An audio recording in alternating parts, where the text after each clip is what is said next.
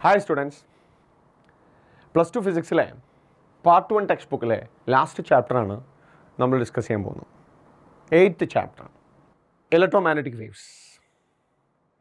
Textbook chapter electromagnetic waves. You familiar topic. Okay. See, electromagnetic waves history is a basic topic. We chapters in the basic chapter. See, a charge at rest can produce electric field only. Rest charge in electric field produce. A charge in uniform motion produces both electric field and magnetic field.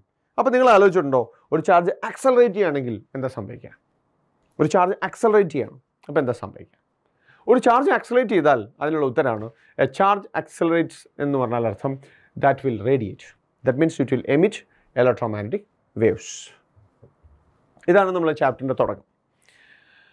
ആദ്യമായിട്ട് ഇങ്ങനെ electromagnetic exist ചെയ്യുന്നത് theoretically propose ചെയ്തത് James Clerk Maxwell ആണ്. And experimentally produced by Heinrich Hertz using an experiment called as spark gap oscillator. And electromagnetic waves of short wavelength is first produced by J.C. Bose. And transmission and reception, ഒരു antenna ഉപയോഗിച്ച് transmit ചെയ്ത് വേറെ antenna ഉപയോഗിച്ച് receive ചെയ്തിട്ട് electromagnetic waves ആദ്യമായിട്ട് അങ്ങനെ ഒരു experiment ചെയ്തത് മാർക്കോണിയാണ്. ദാറ്റ് ഇസ് റേഡിയോ അല്ലേ? ഇതാണ് ഏറ്റവും ബേസിക് ആയിട്ട് നമ്മൾ അറിയേണ്ട കാര്യം.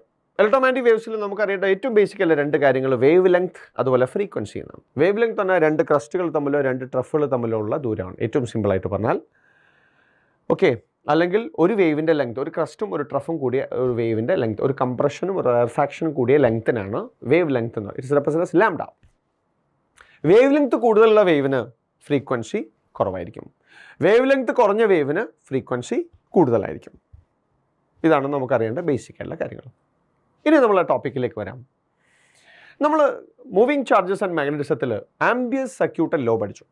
Line integral of magnetic field over a closed path is equal to μ0 into I enclosed. നോക്കൂ, ഒരു കപ്പാസിറ്ററിൻ്റെ കേസ് എടുക്കും. നോക്കൂ, ഒരു കപ്പാസിറ്റർ, രണ്ട് പ്ലേറ്റ്സ് ഉണ്ടാവും. ആ കപ്പാസിറ്ററിലേക്ക് നമുക്ക് ഒരു ബാറ്ററിയിലേക്ക് കണക്ഷൻ കൊടുത്തു. ആ ബാറ്ററി ചാർജ് ചെയ്യുന്നത് വരെ, ബാറ്ററിയിൽ നിന്ന് കപ്പാസിറ്റർ പോസിറ്റീവായിട്ടും സെക്കൻഡ് പ്ലേറ്റ് നെഗറ്റീവായിട്ടും ചാർജ് ചെയ്യുന്നവരെ ആ ബാറ്ററിയിൽ നിന്ന് കറണ്ട് ഉണ്ടാവും. അറിയാമല്ലോ, അങ്ങനെ ഒരു കറണ്ട് ഉണ്ടാവുന്ന സമയത്ത് നമുക്ക് ആ കറണ്ട് ക്യാരി ചെയ്യുന്ന, ബാറ്ററിയിൽ നിന്ന് കറണ്ട് ക്യാരി ചെയ്യുന്ന വയേഴ്സിൻ്റെ അവിടെ എവിടെയെങ്കിലും നമ്മൾ ഏതെങ്കിലും ഒരു പോയിന്റിൽ ഒരു ക്ലോസ് ലൂപ്പ് അസ്യൂം ചെയ്യാം, ആംബിയസ് ലൂപ്പ് അസ്യൂം ചെയ്യാം, ആംബീരിയൻ ലൂപ്പ് അസ്യൂം ചെയ്യാം. നമ്മൾ ആംബിയസ് സർക്യൂട്ട് ലോ അപ്ലൈ ചെയ്താൽ integral of B dot D L is equal μ0 into I എന്ന് നമുക്ക് ആൻസർ കിട്ടും, കാരണം അതിലൂടെ ഒരു കറണ്ട് പാസ് ചെയ്യുന്നുണ്ട്. പക്ഷേ നമ്മൾ പഠിച്ചതാണല്ലോ ഒരു ക്ലോസ്ഡ് സർക്യൂട്ടിലെ കറണ്ട് ഉണ്ടാവുള്ളൂ എന്നല്ലേ പഠിച്ചത്. അങ്ങനെയാണെങ്കിൽ കപ്പാസിറ്റർ പ്ലേറ്റ്സ് ഇതാണ്, രണ്ട് plates, they are separated, no connection, then connected to battery. അപ്പോൾ ഇതൊരു ക്ലോസ്ഡ് സർക്യൂട്ടാണോ? ബാറ്ററിയിലൂടെ internal positive negative terminals connected ആണ്, പക്ഷേ പ്ലേറ്റ്സ് കണക്റ്റഡ് അല്ല. ഇനി എന്തെങ്കിലും മെറ്റീരിയൽ ഉണ്ടെങ്കിൽ അവിടെ ഉണ്ടാവുക ഡൈലക്ട്രിക് മെറ്റീരിയൽ, ഇൻസുലേറ്റിംഗ് മെറ്റീരിയൽസും ആണ്. പിന്നെ എങ്ങനെ ഒരു ക്ലോസ്ഡ് സർക്യൂട്ട് അല്ലാത്ത ഒരു കേസിൽ എങ്ങനെ കപ്പാസിറ്ററിലൂടെ ഒരു കറണ്ട് ഉണ്ടായി എന്നുള്ളത് ഒരു മിസ്റ്ററി ആയിരുന്നു. അതാണ് ആംബിയർ മാക്സ്വെൽ ഇക്വേഷൻ എന്ന് പറഞ്ഞൊരു പുതിയ ഇക്വേഷനിലേക്ക് വന്നത്. മാക്സ്വെൽ ചോദിച്ച ക്വസ്റ്റ്യനാണ്, എങ്ങനെ കപ്പാസിറ്റർ പ്ലേറ്റ്സിൻ്റെ ഇടയിലൂടെ കറണ്ട് ഒരു പ്ലേറ്റിൽ നിന്ന് അടുത്ത പ്ലേറ്റിലേക്ക് ട്രാൻസ്മിറ്റ് ആയി. കാരണം പുറത്ത് സർക്യൂട്ടിൽ കറണ്ട് ഉണ്ടെങ്കിൽ ക്ലോസ്ഡ് സർക്യൂട്ടിലെ കറണ്ട് ഉണ്ടാവുള്ളൂ എന്നുള്ള ബേസിക് ഐഡിയ വെച്ചിട്ട് എങ്ങനെ ഈ സർക്യൂട്ടിൽ കറണ്ട് ഒരു പ്ലേറ്റിൽ നിന്ന് അടുത്ത പ്ലേറ്റിലേക്ക് ട്രാൻസ്മിറ്റ് ചെയ്തു without any conducting wire. Okay, അതിനുള്ള ആൻസറാണ് നമ്മുടെ ഈ ചാപ്റ്ററിൽ ഡിസ്കസ് ചെയ്യുന്ന ഐഡിയ, ഡിസ്പ്ലേസ്മെൻറ്റ് കറണ്ട്. ഓക്കെ, അപ്പോൾ ഡിസ്പ്ലേസ്മെൻറ്റ് കറണ്ട് പറയുന്നതിന് മുമ്പ് നമുക്ക് ഇങ്ങനൊരു കാര്യം കൂടി ഓർത്ത് നോക്കൂ. ഈ പ്ലേറ്റ്സുകൾക്കിടയിൽ, കപ്പാസിറ്റർ പ്ലേറ്റ്സുകൾക്കിടയിൽ ഈ സർക്യൂട്ട് ക്ലോസ്ഡ് ആണെന്ന് അസ്യൂം ചെയ്ത് കപ്പാസിറ്റർ പ്ലേറ്റ്സിനിടയിൽ ഈ രണ്ട് പ്ലേറ്റുകൾക്കിടയിൽ ഒരു ക്ലോസ്ഡ് പാത്ത് അസ്യൂം ചെയ്യുക, ആംബീരിയൻ ലൂപ്പ്. കാരണം ഈ സർക്യൂട്ടിൽ കംപ്ലീറ്റ് കറണ്ട് ഉണ്ടെങ്കിൽ കപ്പാസിറ്ററിലൂടെയും കറണ്ട് ഉണ്ടാവുമല്ലോ, പക്ഷേ അവിടെ ഒരു കണ്ടക്റ്റിംഗ് വയർ ഇല്ല കേട്ടോ. അങ്ങനെ വന്നാൽ ആംബിയർ സർക്യൂട്ടിൽ ലോ അപ്ലൈ ചെയ്താൽ okay, integral of B dot D L is equal μ0 into I എന്നാണ് വരിക, I enclosed. But there is no conducting wire between these two plates. So if I am assuming a closed loop and if I am integrating B dot dl, so what I will get μ0 into I, there is no I, there is no conducting current or circuit current through that space between the plates. So what I will get μ0 into 0. So integral of B dot dl is equal to 0. But there is a current in that particular circuit even though it is not closed. അപ്പോൾ capacitor പ്ലേറ്റ്സിൻ്റെ ഇടയിൽ current ഉണ്ട് എന്ന് ഉറപ്പാണ്.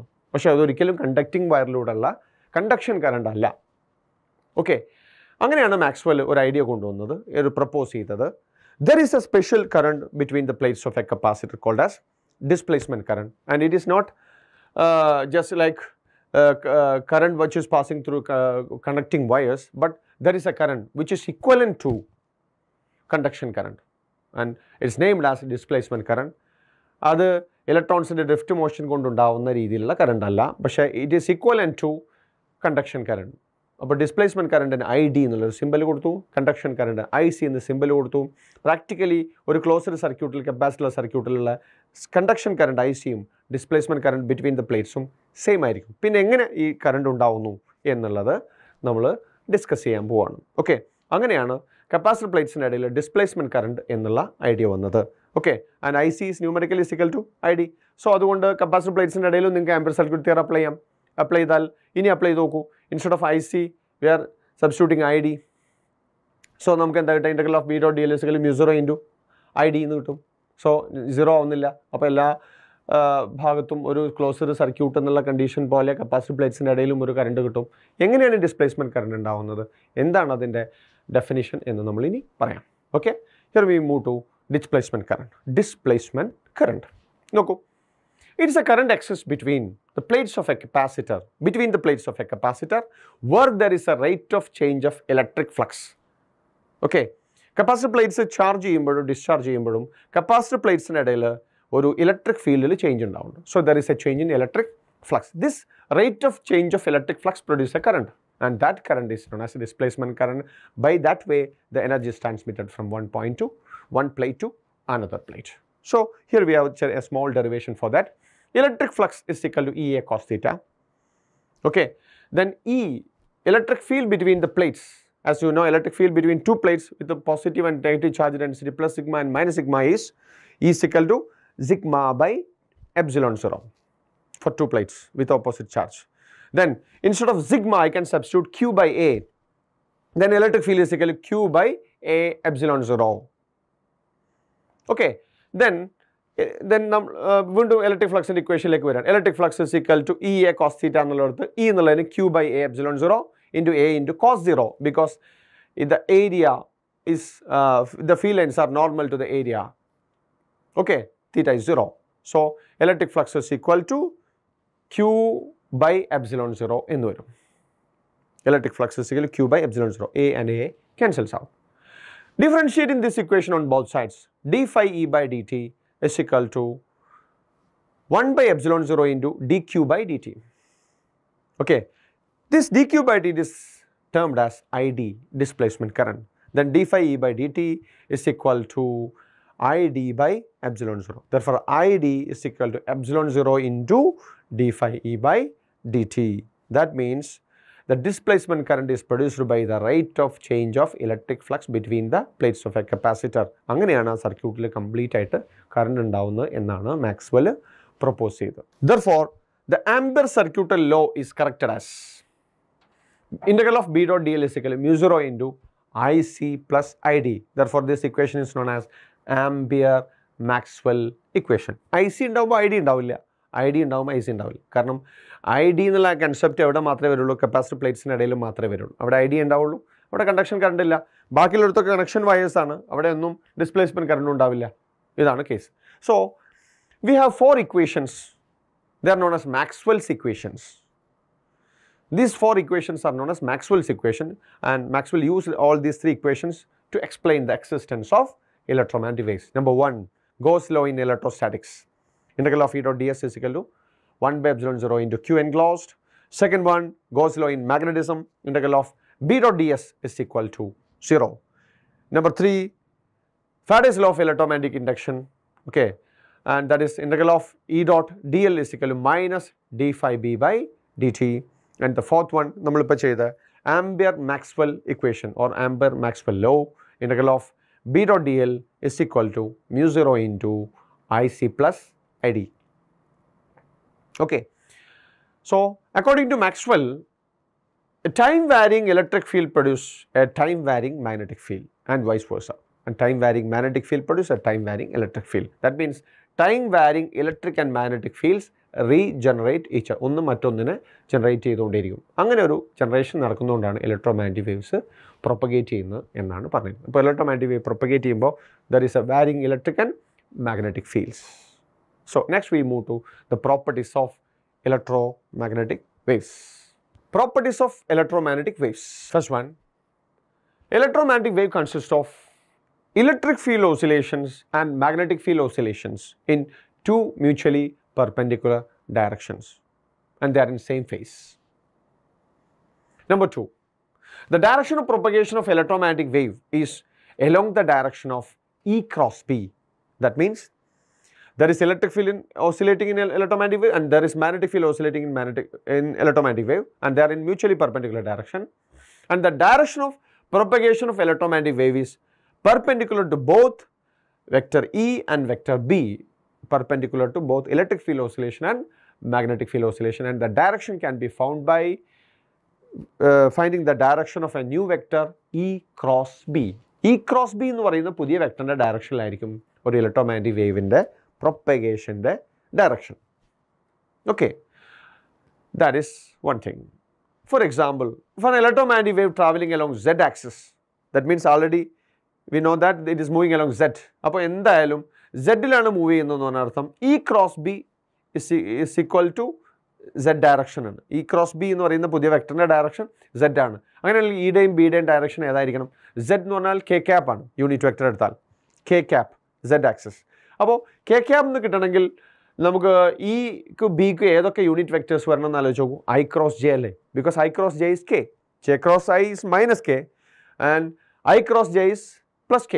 So electric field is along x axis and magnetic field is along y axis. That means E is equal to E0 sin kz minus omega t I cap, and B is equal to B0 sin kx minus omega t j cap. See, so we have two equations for representing a single electromagnetic wave.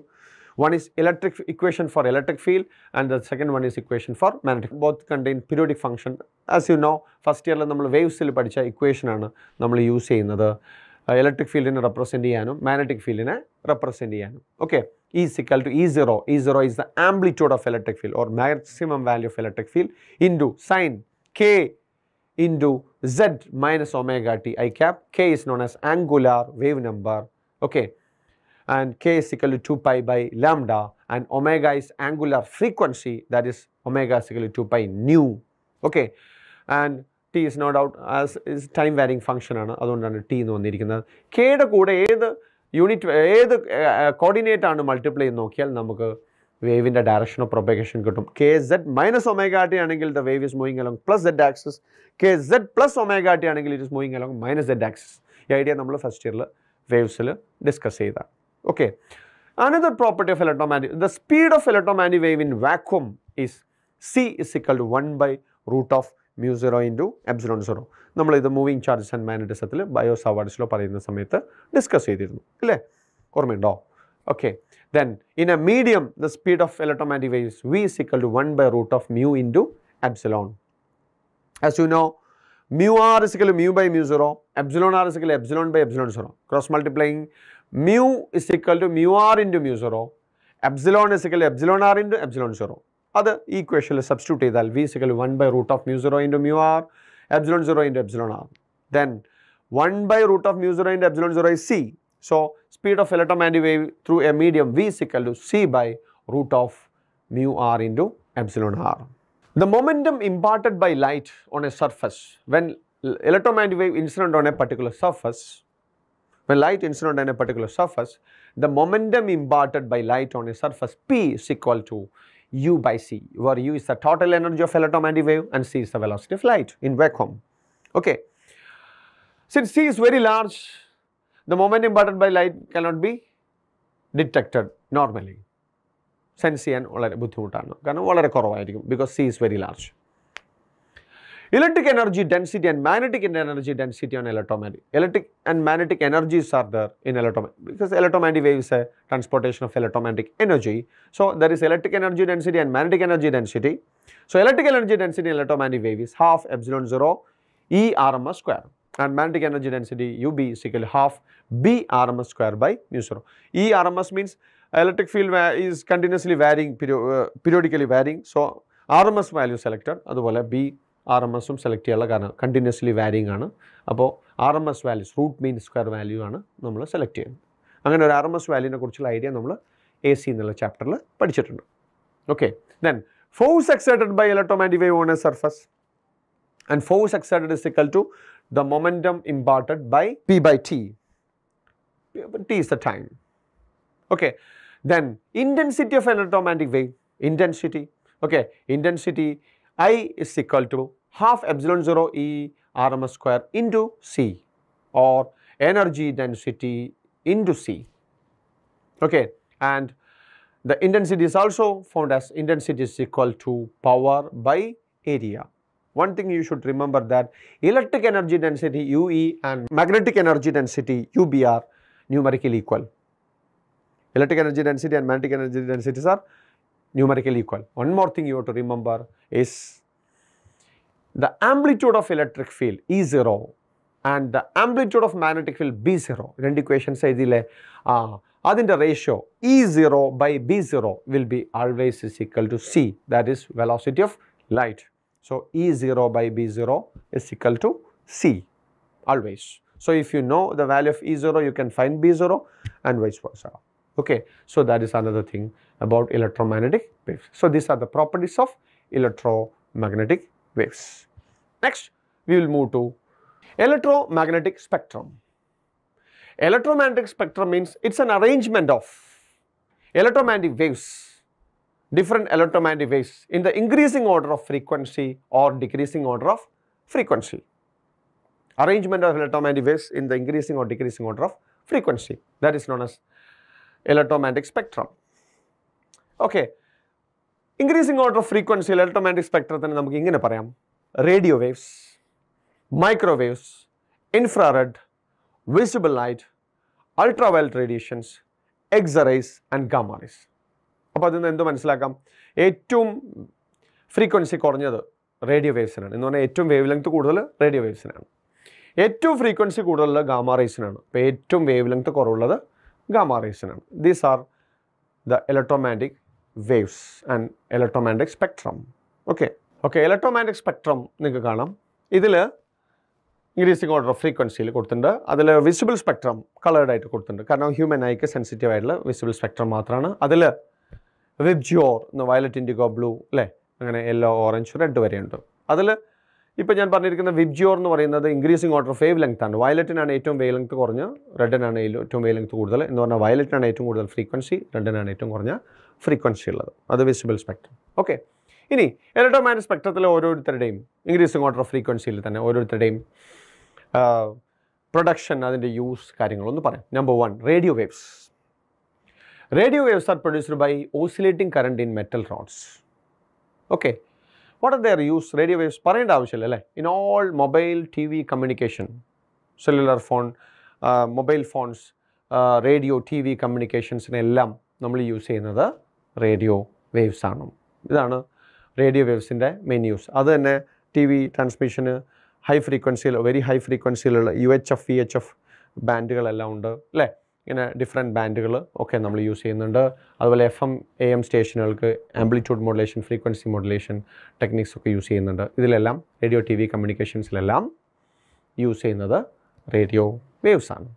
Okay, second ഓർഡറിൽ increasing order of ഫ്രീക്വൻസിയിൽ രണ്ടാമത്തെ case microwaves ആണ്. Microwaves are produced by special vacuum tubes or diodes, just like klystron, magnetrons, GaN diodes, etc. Microwaves produce ചെയ്യുന്നത് ഇങ്ങനെയാണ്. Okay, അതിൻ്റെ മൈക്രോവേവ്സിൻ്റെ uses എന്ന് പറയുന്നത് it's mainly use in radar, radio detection and ranging. റഡാറിൽ യൂസ് ചെയ്യുന്നത് മൈക്രോവേവ്സ് ആണ്. ഓക്കെ, ഈ റഡാർ യൂസ് ചെയ്തിട്ട് തന്നെ സ്പീഡ് ഓഫ് ബോൾസ്, ക്രിക്കറ്റിൽ, ടെന്നീസിലൊക്കെ യൂസ് ചെയ്യുന്ന ബോളുകളുടെ, ഫുട്ബോളിൻ്റെയൊക്കെ ബോളിൻ്റെ സ്പീഡ് കണ്ടുപിടിക്കാൻ നമ്മൾ മൈക്രോവേവ്സ് യൂസ് ചെയ്തിട്ടാണ് കണ്ടുപിടിക്കുന്നത്. അതിൽ സ്പീഡ് ഓഫ് വെഹിക്കിൾസ് ഓക്കെ കണ്ടുപിടിക്കുന്നത് ഡോപ്ലർ എഫക്റ്റ് എന്നുള്ള ഐഡിയ അതിൽ യൂസ് ചെയ്യുന്നത് മൈക്രോവേവ്സ് ആണ്. ഓക്കെ, അതുപോലെ യൂസ് ഇൻ മൈക്രോവേവ് ഓവൻ കേട്ടിട്ടുണ്ടോ? മൈക്രോവേവ് ഓവൻസിൽ മൈക്രോവേവ്സ് ആണ് യൂസ് ചെയ്യുന്നത്. Okay, next is infrared radiations. Okay, infrared radiations infrared radiations produce ചെയ്യുന്നത് എല്ലാ ഹോട്ട് ബോഡീസും, എല്ലാ ബൾബുകളും, എല്ലാ ഹോട്ട് ബോഡീസും, even human body, animal bodies എല്ലാം ഇൻഫ്രാറെഡ് റേഡിയേഷൻസ് എമിറ്റ് ചെയ്യുന്നു. All hot bodies emit infrared radiations. Low ടെമ്പറേച്ചറിലാണെങ്കിൽ ഹൈ ടെമ്പറേച്ചറിലെ എല്ലാ ബോഡീസും ഇൻഫ്രാറെഡ് റേഡിയേഷൻസ് എമിറ്റ് ചെയ്യുന്നുണ്ട്. Okay, and there uses and infrared radiations are used for special therapy, then muscle therapy. അതുപോലെ നമ്മൾ joint പെയിനുകളൊക്കെ ഉണ്ടായിക്കഴിഞ്ഞാൽ infra torch use ചെയ്തിട്ട് അത് expose ചെയ്ത് infra torch on ചെയ്ത് കഴിഞ്ഞാൽ ആ ഭാഗത്തേക്ക് എക്സ്പോസ് ചെയ്ത് കഴിഞ്ഞാൽ നമുക്ക് പെയിൻ അറസ്റ്റ് ചെയ്യാൻ പറ്റും. അതാണ് ഫിസിക്കൽ തെറാപ്പി എന്ന് പറയുന്നത്. Use in all remote controllers, റിമോട്ട്സിലെല്ലാം യൂസ് ചെയ്യുന്നുണ്ട്. And infrared radiations are responsible for greenhouse effect. Night ടൈമിൽ അറ്റ്മോസ്ഫിയർ ഹോട്ടായിട്ട് കീപ്പ് ചെയ്യുന്നതിൻ്റെ കണ്ടീഷനും ഇൻഫ്രാറെഡ് റേഡിയേഷൻസ് ആണ്. ഗ്രീൻ ഹൗസ് എഫക്റ്റ് എന്ന് പറയും അല്ലേ? ഓക്കെ, അതുപോലെ infrared rays are that's why the infrared radiations are known as heat waves. They are known as heat waves. Okay, then infrared waves are also used in infrared photography. Normally fog, smoke ഒക്കെ ഉള്ള സമയത്ത് photography difficult ആവുന്ന സമയത്തൊക്കെ infrared photography use ചെയ്യുന്നത്. Next is visible light. Its wavelength range 700 nanometre to 400 nanometre. Okay, and this human eye sensitive ആയിട്ടുള്ള ലൈറ്റാണ്. Use പറയേണ്ട even the act of looking is a use of visible light. Okay, next one is UV radiations. Okay, 400 nanometer to 1 nanometer വരുന്നതാണ്. Produced by special lamps and very hot bodies. ഇവരാണ് ഈ UV radiations produce. Main source is sun. Okay, exposure to UV radiation produce melanin, production of melanin on our skin, and more melanin means tanning of skin ഉണ്ടാകും. Okay, പിന്നെ UV radiations are absorbed by ordinary glasses. Okay, UV rays are used for eye surgery, LASIK സർജറികൾക്ക് UV radiations use ചെയ്യുന്നുണ്ട്. And UV radiations are used for water purifiers to kill germs in water purifiers. Okay, and UV radiations are responsible for the depletion of ozone layer. Okay, all these are some aspects of UV radiations. Okay, next is X-ray. X-ray, and it is produced by hitting or bombarding fast moving electrons on heavy metal target. മെറ്റൽസിലേക്ക് heavy മെറ്റലിലേക്ക് ഇലക്ട്രോൺസിനെ ഫാസ്റ്റായിട്ട് collide ചെയ്യിപ്പിച്ചിട്ടാണ് x ray produce ചെയ്യുന്നത്. X ray is nothing but photons. Okay, light തന്നെയാണ്, photons തന്നെയാണ്, high energy photons ആണ്. അതിന് ഈ മെത്തേഡാണ് നമ്മൾ യൂസ് ചെയ്യുന്നത്. Okay, and x ray is mainly used for medical diagnosis അല്ലേ? നമ്മളെ ഓർത്തോ ഡോക്ടേഴ്സ് ഏറ്റവും കൂടുതൽ യൂസ് ചെയ്യുന്നത് എക്സ്റേ മെത്തേഡ് ഉപയോഗിച്ചിട്ടാണ് ഡയഗ്നോസിസ് നടത്തുന്നത്. Okay, and treatment of special type of cancer, skin ക്യാൻസറുകൾക്കൊക്കെ എക്സ്റേ യൂസ് ചെയ്യുന്നു, ട്രീറ്റ്മെൻറ്റിന് യൂസ് ചെയ്യുന്നുണ്ട്. Okay, and the final one high frequency electromagnetic wave. Okay, gamma radiations. Okay, high ഫ്രീക്വൻസിയാണ്, ഏറ്റവും ഷോർട്ടസ്റ്റ് വേവ് ലെങ്ത്തുള്ളതാണ്. Okay, gamma radiations having high penetrating power and they are produced by radioactivity. Gamma emission എന്ന് പറയുന്ന റേഡിയോ ആക്റ്റീവായിട്ട് സബ്സ്റ്റൻസുകൾ gamma emission വഴിയാണ് gamma radiations produce ചെയ്യുന്നത്. Okay, and that can be emitted by nuclear fission reactions. Okay, and fusion reactions okay, gamma radiations emit ചെയ്യാം. Okay, they are mainly used for killing or destroying cancer cells. Okay, cancer cells in radiation, cancer patients റേഡിയേഷന് വേണ്ടിയിട്ടാണ് മെയിനായിട്ട് gamma radiations use ചെയ്യുന്നത്. And the gamma radiations can also be use to detect cracks in heavy metal castings. വലിയ metal ബ്ലോക്കുകളിലൊക്കെ ഉള്ളിൽ വിള്ളലുകളുണ്ടോ, cracks ഉണ്ടോ എന്നറിയാനും ഗാമ റേഡിയേഷൻസ് യൂസ് ചെയ്യുന്നുണ്ട്. Okay, that's all electromagnetic waves.